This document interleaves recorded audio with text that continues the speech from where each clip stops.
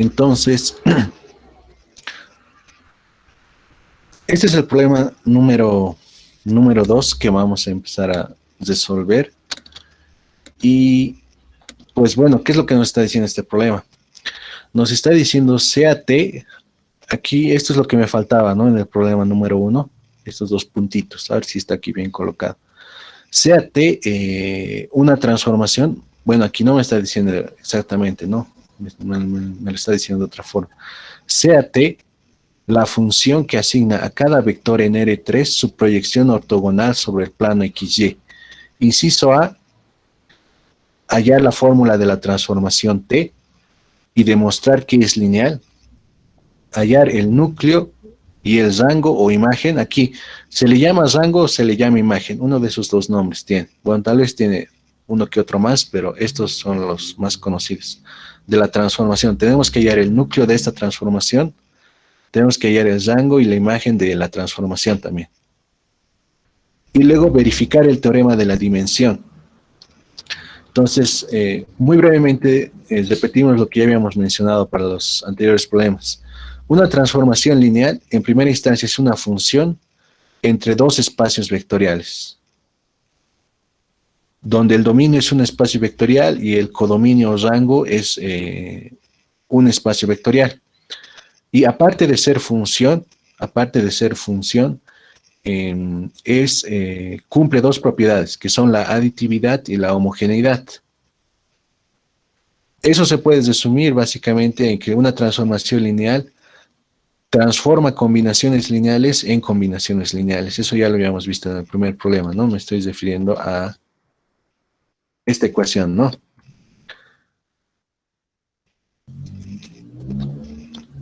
Está mapeando esta combinación lineal en esta otra combinación lineal. ¿De qué forma?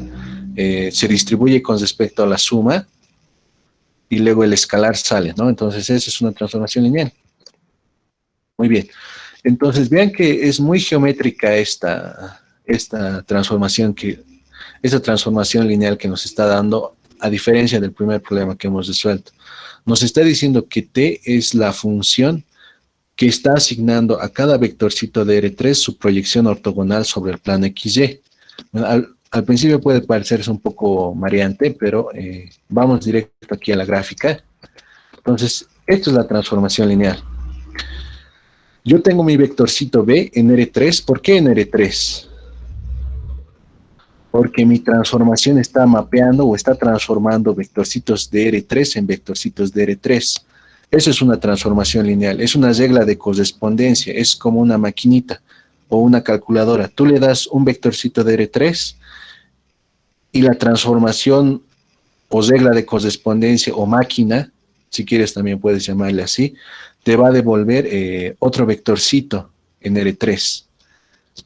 Entonces, en este caso, es por eso que estoy mostrando R3, ¿no? Tanto el dominio como el codominio de la transformación, pues es R3, ¿no? Entonces, lo que ocurre aquí es lo siguiente. Tengo mi vectorcito en R3 y lo mapeo. ¿Y cuál es? Bueno, por mapear se tiene que entender sacar su imagen, aplicarle la función. Entonces, al vectorcito B le estoy aplicando la función. ¿Y qué me decía? ¿Cómo estaba descrito? Porque estaba descrito de una manera cualitativa, ¿no? Esta función. La función que asigna a cada vector en R3 su proyección ortogonal sobre el plano XY. Aquí cuando hablamos de ortogonal, estamos hablando con respecto al producto interior usual de R3. ¿Cuál es el producto interior usual de R3? El producto escalar. Entonces, imagínense, ¿no? Aquí tenemos nuestro vectorcito, lo estoy proyectando sobre el plano XY y mi proyección es ortogonal. Ortogonal, 90 grados, ahí está, ¿no? Y esta es la imagen. Esta es la imagen. Entonces, ustedes pueden dibujarse aquí cualquier otro vectorcito y pueden sacar su proyección ortogonal sobre el plano XY, que va a ser un vectorcito que va a estar contenido en el plano XY, ¿no? Esta es nuestra transformación lineal. Estamos proyectando el vectorcito B sobre el plano XY, pero el plano XY es un plano que pasa por el origen, y ya les había mencionado antes que los planos que pasan por el origen son subespacios. Entonces, empezaremos por este primer punto. Y aquí está la observación que les decía, ¿no? Estamos trabajando con el producto interior usual de R3, es decir, el producto escalar, ¿no? La fórmula para la proyección de un vector U sobre un subespacio W de base ortogonal B1 y B2 es esto de acá. Esto lo habíamos visto la anterior semana. Esto de aquí es válido para cualquier espacio vectorial, esta fórmula. Y para cualquier subespacio en el mismo, ¿no? Pero que sea de dimensión 2, porque tiene dos vectorcitos su base. Si W fuera de dimensión 3, pues aquí se suma uno más, ¿no? Y en vez de B2 va a ser B3. Va a tener tres términos esta expresión. Bien, sería interesante demostrar por qué esta fórmula nos da la proyección. Pero estamos cortos de tiempo. A ver, entonces, esto de aquí es la fórmula de la transformación. Vean que B1 y B2 son una base ortogonal de W. Voy a volver a repetir esta parte de acá, ¿no? La fórmula para la proyección de un vector U sobre el subespacio W de base ortogonal B1 y B2 es esto de acá.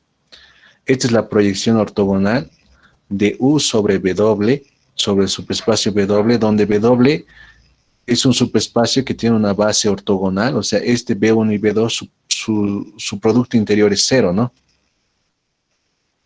Bien, entonces, aquí está lo que les decía, ¿no? Recordemos que el plano XY de ecuación Z igual a 0, ¿por qué digo eso? A ver, aunque debería estar claro, el plano XY es el conjunto de todas las ternas ordenadas, es el conjunto de todas las ternas ordenadas cuya tercera componente es 0.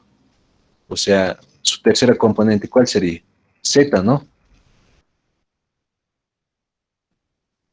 Y aquí está también lo que les había mencionado, es que Z igual a 0 es un subespacio de R3, cuya base ortogonal son los vectores ya conocidos, ¿no? El vector I y el vector J. El vector I es 1,0,0 y el vector J es 0,1,0, ¿no? En este caso, el subespacio W es el plano XY y su base ortogonal es esto de aquí, ¿no? B1 y B2. ¿Por qué son ortogonales? A ver, hagamos el producto interior entre ellos. En este caso, como ya lo había mencionado, el producto interior en R3, si no se menciona nada, pues es el producto escalar. Entonces multiplicamos componente a componente y sumamos todo, pues nos va a dar 0, ¿no? Efectivamente son ortogonales. Y también son unitarios, ¿no? Son vectores unitarios.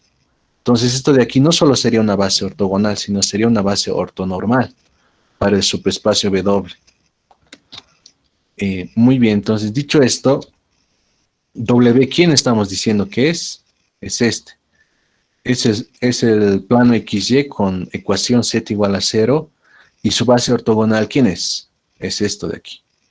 Entonces ya tenemos B1, ya tenemos B2. Ahora, este U es un vectorcito en R3. Como es un vectorcito en R3, pues es una terna ordenada, ¿no? X, Y, Z. Entonces hacemos el producto interior. Por ejemplo, ¿qué es lo que nos falta en nuestra ecuación?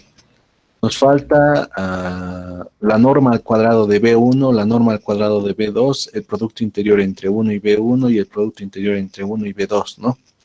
Entonces, como estos son unitarios, pues esto, la norma de B1 al cuadrado va a ser 1 y la norma de B sub 2 al cuadrado va a ser también 1, ¿no?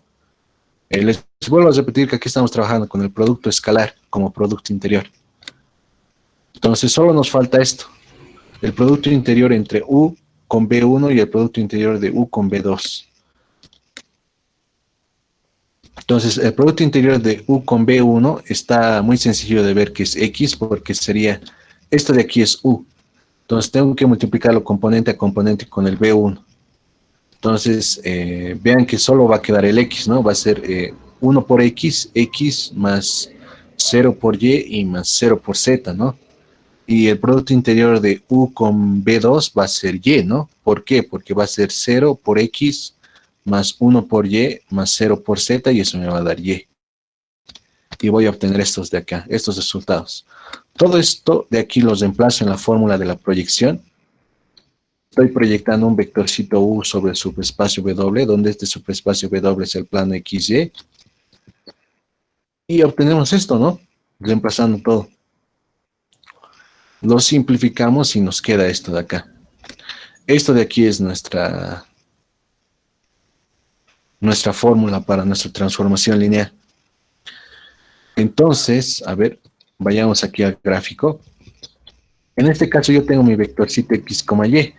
Si yo lo proyecto, me va a dar un vectorcito que va a tener x, y, 0. ¿Por qué esto es 0? Porque tiene que estar contenido en el plano XY. Entonces coincide con esta gráfica el resultado que hemos obtenido. La proyección del vectorcito b sobre el plano XY es este vector t de b. ¿Cuáles son las coordenadas de t de b? Pues son x, y, 0, que es lo que hemos obtenido aquí. Justo, ¿no? Lado a lado están. Bien, entonces aquí tenemos la representación geométrica de nuestra transformación lineal. Bien. Ahora probemos que efectivamente es una transformación lineal. Entonces me estoy tomando dos vectorcitos en R3 y dos escalares, ¿no? Y luego lo que hago es me formo una combinación lineal de ellos. C1 por X más C2 por Y, ¿no? Y lo mapeo o lo transformo con mi aplicación. Lo que quiero probar es que es lineal, ¿no? Y como ya pueden ver en la parte inferior, pues sí nos va a dar lineal. A ver, ¿qué hacemos? Esto de aquí, reemplazo mis datos y lo simplifico todo y voy a obtener esto de acá. Entonces vean que este es un vector ya con su primera coordenada, segunda coordenada, tercera coordenada. ¿Y cómo actúa esta transformación? Vamos acá. A B le va a asignar otro vectorcito que va a tener la primera coordenada igual, o sea, X se conserva, Y se conserva y Z se vuelve 0, ¿no? Entonces, la imagen de este vector va a ser la primera coordenada, la segunda coordenada iguales y la tercera coordenada se hace 0, porque esa es la definición, o sea, así lo hemos construido a T a partir de lo que nos decía el problema. Ahora, como estos son vectorcitos en R3, pues hacemos estas operaciones. Los separamos en dos vectores y factorizamos el escalar. Pero esto de aquí resulta que es la imagen de X, porque la imagen de X, ¿qué sería? Sería X1, X2, 0, ¿no?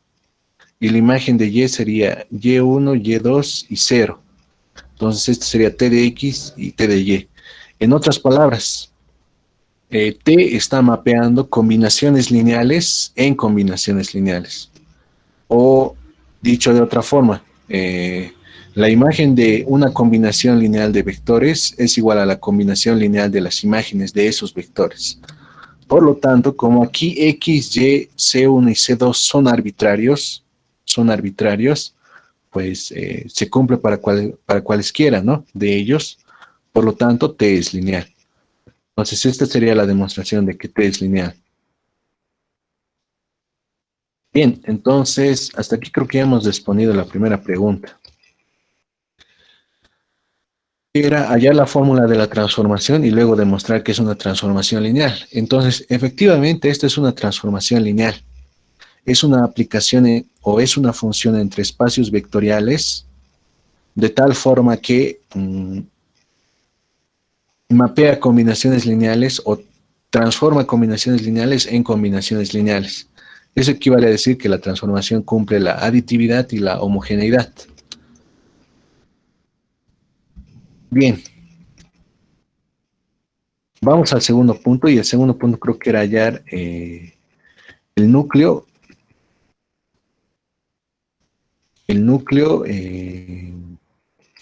y el rango o imagen de la transformación.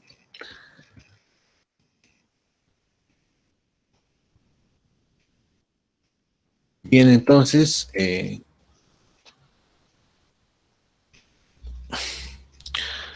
lo que tenemos que hacer es hallar el núcleo. Entonces, el núcleo se simboliza, bueno, el núcleo en primera instancia es un conjunto de vectorcitos, y es un conjunto de vectores que es subconjunto del espacio vectorial dominio. Pero en este caso tenemos una particularidad, ¿no? ¿Cuál es esa particularidad? Es que el dominio y el rango son el mismo, ¿no? El dominio de la transformación lineal, pues, es R3 y el rango de la transformación lineal es R3.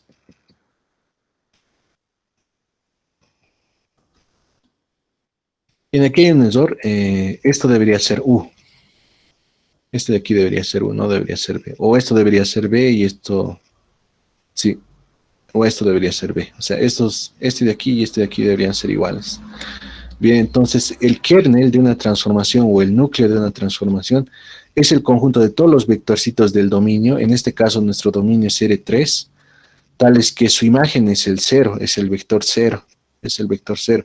Este de aquí representa cero vector en R3. Y el cero vector en R3, ¿quién es? Es la terna ordenada donde cada una de sus componentes son cero, ¿no? En este caso es el conjunto de los TDUs, donde U, ¿se acuerdan que era? U era X, Y, Z, ¿no?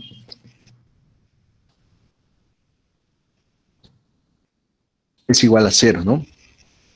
Pero la imagen de esto, ¿a qué es igual? Para nuestra proyección ortogonal. La imagen de un vectorcito con coordenadas X, Y, Z es otro vectorcito con coordenadas X, Y, 0. Entonces, igualando coordenadas, igual aquí he escogido el problema o los problemas que menos cálculo tienen, ¿no? Sino que van un poco más a las ideas. Entonces, igualamos coordenada a coordenada. Entonces, obtenemos el siguiente sistema de ecuaciones lineales homogéneas, que es esto de acá. Muy sencillo el sistema. ¿Por qué? Porque ya está en su forma escalonada deducida por filas, ¿no? Y por lo tanto ya está resuelto. Entonces me doy mi vectorcito X, Y, Z, reemplazo, ¿no? X a qué es igual a cero. Y a qué es igual, pues es igual a cero. Factorizo el Z y esto, y obtenemos esto de acá. Esto de aquí sería una base para el núcleo. Esto de aquí sería una base para el núcleo. A ver, voy a explicar esto un poco mejor. Lo que nosotros queremos es hallar el núcleo, ¿no? ¿Qué significa hallar el núcleo? Hallar el núcleo significa hallar todos los vectorcitos del espacio vectorial dominio, tales que su imagen es cero, tales que su imagen es cero. Entonces, en este caso, lo que estamos haciendo es lo siguiente, me estoy dando un vectorcito U con coordenadas X, Y, Z. ¿Qué condición deberá cumplir este vectorcito U con coordenadas X, Y, Z para que su imagen sea cero? Eso es lo que estamos intentando de responder con esta ecuación. ¿Qué condición tendrá que verificar el vectorcito U de coordenadas X, Y, Z para que su imagen sea cero? La condición es que su primera y su segunda coordenada sean cero. Entonces, reemplazamos esto aquí y factorizamos el Z. Y esto de aquí, ¿qué nos está diciendo? Nos está diciendo que cualquier vectorcito que sea múltiplo de este vector, 0,0,1, va a ser, va a tener su imagen. Va a tener su imagen igual al vector nulo. A ver, con un poco de geometría intentaremos esto de dilucidar. Entonces aquí más o menos están las conclusiones de esto. El núcleo de la transformación lineal o el kernel es el núcleo en inglés o en alemán, no estoy muy seguro. El núcleo de la transformación lineal es el conjunto de todos los vectorcitos X, Y, Z de R3, tales que su primera y su segunda coordenada es igual a cero, o equivalentemente. Es el conjunto de todas las ternas ordenadas cuya tercera coordenada puede tomar cualquier número real, o sea, podría ser 0,0, pi, podría ser 0,0 menos 1, 0,0 menos 2 quintos, cualquier número real puede tomar. Ah, bueno, aquí mil disculpas. Esto no es R3, es R nomás. Aquí Z solo toma números reales. Igual otro error que hay que corregir. Esto de aquí, ¿alguien se conoce más o menos qué es? ¿O esto de aquí? Z es un número real, por si acaso. Este R3 está mal. De cálculo 2 no le da una especie de déjà vu.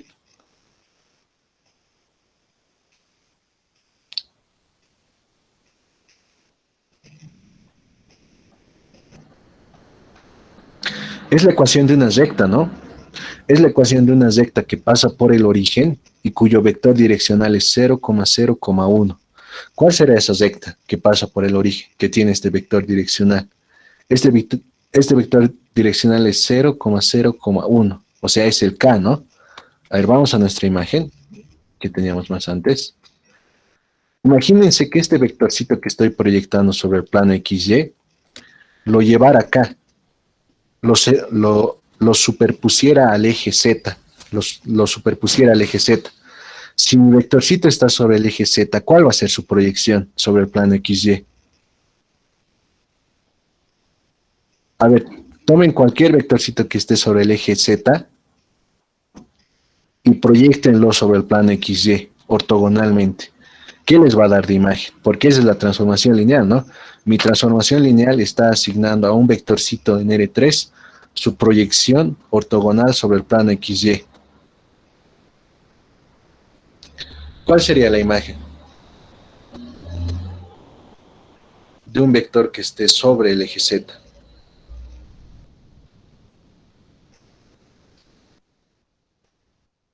De aquí es el eje Z, ¿no? Por si acaso. Cuando Z varía desde menos infinito hasta infinito, qué se produce?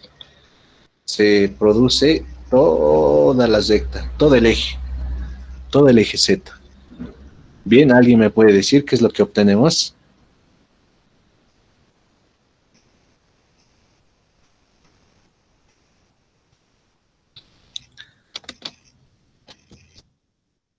Bueno, lo voy a dejar ahí pendiente. Bueno, ahora lo que nos falta, eso de aquí es la base. Esto de aquí es una base para el núcleo. Y la base consta de un solo vector. ¿Cuánto sería la dimensión del kernel si su base solo consta de un solo vector?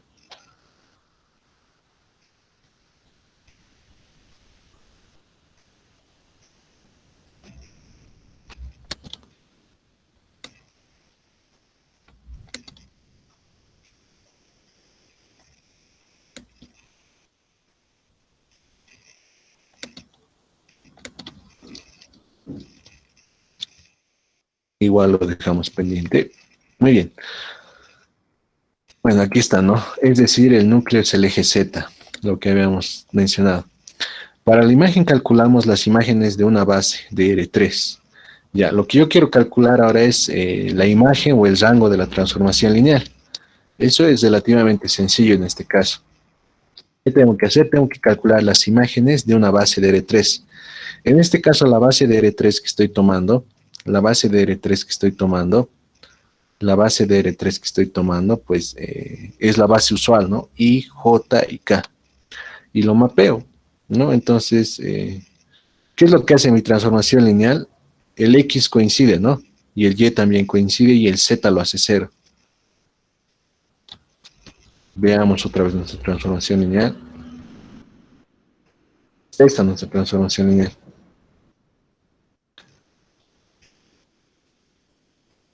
Al par ordenado x, y, perdón, a la terna ordenada x, y, z le asigna la terna x, y, 0. Entonces, el único caso interesante es este, ¿no? Este 1 se va a volver 0 porque la tercera coordenada siempre es 0. Siempre es 0. Y luego lo que tenemos que hacer es lo siguiente. Yo quiero, yo quiero calcular la imagen de mi transformación lineal. Entonces, una forma de hacer eso es calcular la base. Si yo para un espacio vectorial o un subespacio vectorial doy su base, el subespacio o espacio vectorial ya está totalmente determinado. Ya está totalmente determinado porque ya puedo construir cualquier vector a partir de la base. Es justamente por eso que se llama base, ¿no? Me está dando toda la información para yo poder construir cualquier vector que esté en ese espacio o en ese subespacio. Por ejemplo, en R3, si yo quisiera construir cualquier vector en R3 como una combinación lineal, pues con esta base lo puedo hacer. Y eso es justamente lo que hacían en física o en cálculo, ¿no? Utilizaban esta base y a partir de eso hacían todo lo que podían hacer. Podían definir ecuaciones de planos, ecuaciones de rectas y demás cálculos pueden hacer, ¿no?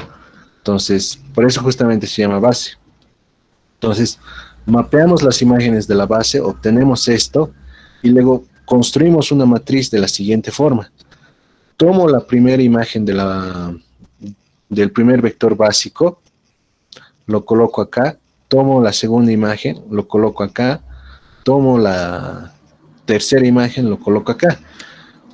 Luego, esta matriz lo que tengo que hacer es escalonarlo. Pero en este caso ya está en la forma escalonada. Ya está en la forma escalonada. Entonces ya no hay que hacer ningún cálculo, ¿no? Si en el caso de que eso no estuviera escalonado, pues deberíamos escalonarlo. Una vez que hemos escalonado, las filas no nulas de la forma escalonada de la matriz anterior son una base para el subespacio imagen de T. Este es el método, tal vez, que yo conozca más sencillo para poder hallar la imagen de una transformación lineal, pero no les dije que es una transformación lineal, ¿no? Pero según esta afirmación que tenemos acá, las filas no nulas de la forma escalonada de la matriz anterior son una base para el subespacio imagen de T.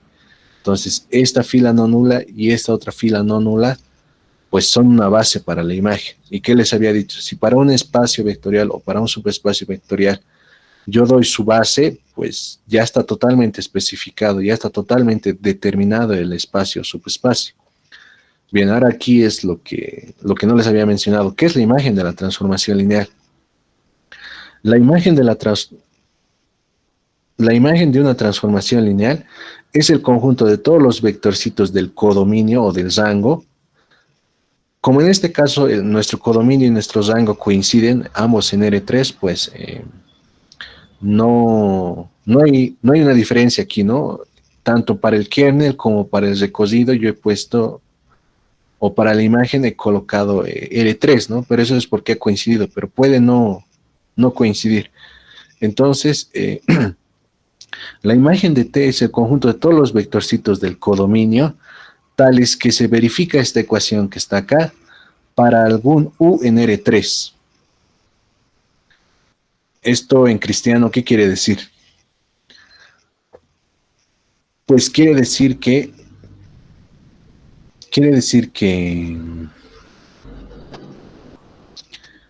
la imagen de la transformación lineal es el conjunto de todos los vectorcitos en el codominio, tales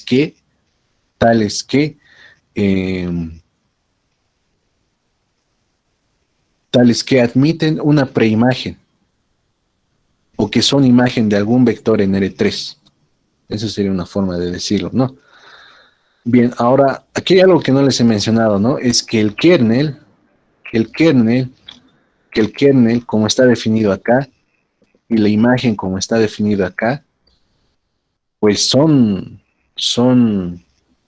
subespacios.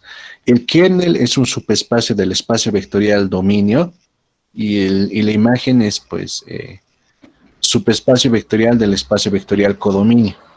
Como en este caso ambos son R3, pues el kernel es subespacio de R3 y la imagen también es subespacio de R3.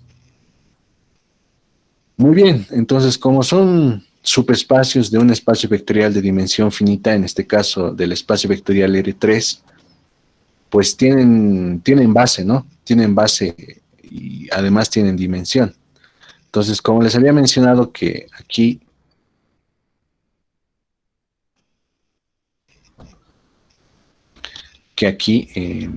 este es el vector base para el kernel de la transformación lineal. Y como tiene un solo vectorcito en su base, pues la dimensión del kernel es 1. Y la dimensión de la imagen de T, pues es 2. ¿Por qué? Porque tengo dos vectorcitos en su base, que son estos dos de acá. 2. ¿Cuánto es la dimensión de R3 del espacio tridimensional? Es 3. Este de aquí es el teorema de la dimensión. La dimensión del espacio vectorial dominio, en este caso el dominio de nuestra transformación lineal es R3. Y bueno, el teorema de la dimensión nos dice lo siguiente: la dimensión del espacio vectorial dominio de la transformación lineal T es igual a la dimensión del kernel de la transformación lineal más la dimensión de la imagen de la transformación lineal. ¿Cuánto es la dimensión de la imagen? Pues es 2. La dimensión del kernel de la transformación lineal es 1. Y la dimensión de R3 es 3. 1 más 2 es igual a 3. Por lo tanto, se verifica el, el teorema de la dimensión. El teorema de la dimensión se verifica. Bien, entonces básicamente con esto habríamos respondido todo, pero no sé si hay alguna pregunta antes de que terminemos. No, no hay. Apuesto que me están mirando así o me están escuchando así, ¿no? Y yo estoy aquí en mi mundo. No hay ninguna pregunta.